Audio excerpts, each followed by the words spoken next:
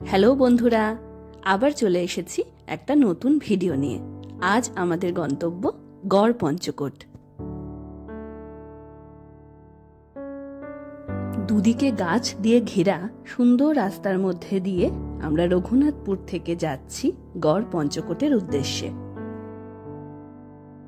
গড় পঞ্চকোট পশ্চিমবঙ্গের পুরুলিয়া জেলার পাঞ্চেত পাহাড়ের পাদদেশে ভারতের পূর্বাঞ্চলে অবস্থিত একটি ধ্বংসপ্রাপ্ত দুর্গ। রাস্তায় চলতে চলতে ওই দেখো দূরে ওটা পাঞ্চেত পাহাড় দেখা যাচ্ছে।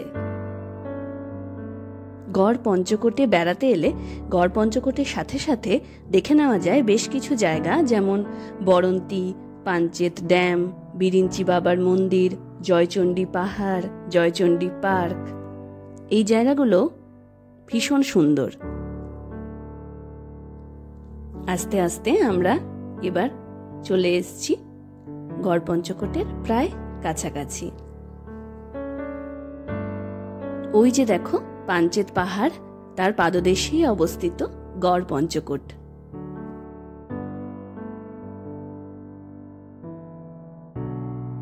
আমরা পৌঁছে গেলাম গড় পঞ্চকোটে। রঘুনাথপুর থেকে গড় পঞ্চকোটে আসতে বেশি সময় লাগে না, 20-25 মিনিট মতো লাগে। বিভিন্ন রকমের গাড়ির পার্কিংয়ের সুবন্দোবস্ত আছে এখানে। পাঞ্চেত পাহাড়ের পাদদেশে এই গড় পঞ্চকোট অনেক দুঃখের কাহিনী বহন করে চলেছে।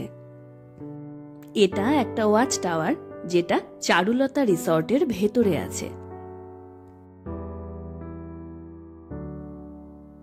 দেখো চারিদিকে বিস্তৃত বন, বড় বড় গাছপালা, জঙ্গলের রাস্তা। এটা গড় পঞ্চকোটের চারুলতা রিসর্ট। এটি একটি মন্দির। গড়ের বাম দিকে প্রস্তর নির্মিত কল্যাণেশ্বরী দেবী মন্দিরের ধ্বংসাবশেষ এটা। এখানকার প্রাকৃতিক শোভা অতুলনীয়। পঞ্চকোট প্রাসাদের ধ্বংসাবশেষ 18 শতকের বর্গী আক্রমণের একটি নীরব সাক্ষী। অনুমান করা হয় 1760 সালে মহারাষ্ট্র থেকে ডাকাতরা মানে মারাঠা দস্যুরা পশ্চিমবঙ্গের এই প্রত্যন্ত অঞ্চলে এসেছিল। এই মারাঠা দস্যুদেরকেই আমরা বর্গী বলি। বর্গীদের আক্রমণে গড় পঞ্চকোট ধ্বংস হয়েছিল 18 শতকে। কথিত আছে গড় পঞ্চকোট বর্গী দ্বারা আক্রমণের পর হামলার সময় রাজার 17 জন স্ত্রী নাকি পাশের একটি কুয়োতে আত্মহত্যা করেছিলেন। তখন থেকেই গড় পঞ্চকোট ধ্বংসস্তূপে পরিণত হয়েছে। গড় পঞ্চকোটের সর্বাপেক্ষা উল্লেখযোগ্য মন্দির হল পঞ্চরত্ন টেরাকোটা নির্মিত দক্ষিণ এবং পূর্ব দুয়ারে রাস মন্দির। এটা সেই রাস মন্দির, ভীষণ সুন্দর।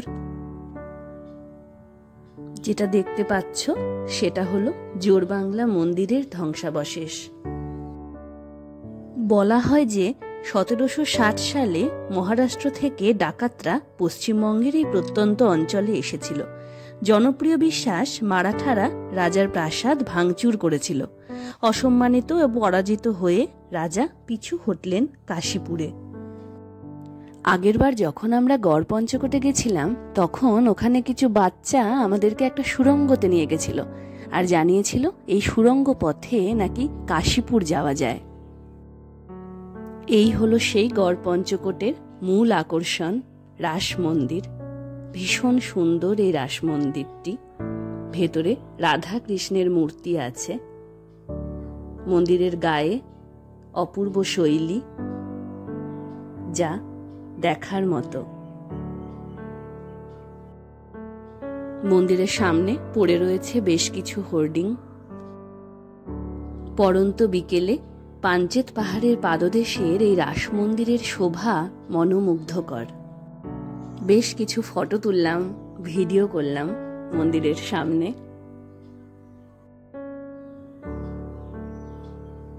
মন্দিরের সামনে আছে বেশ কিছু দোকান, যেখানে ছৌ নাচের মুখোশ পাওয়া যায়।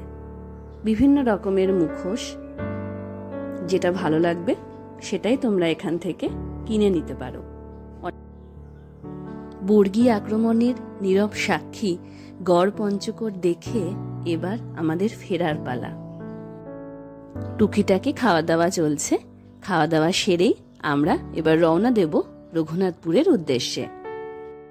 আগেই বলেছি গাড়ি পার্কিং এর বেশ সুবন্দোবস্ত আছে। এখানে পার্কিং চার্জ লেখা আছে, কোন গাড়ির কত পার্কিং।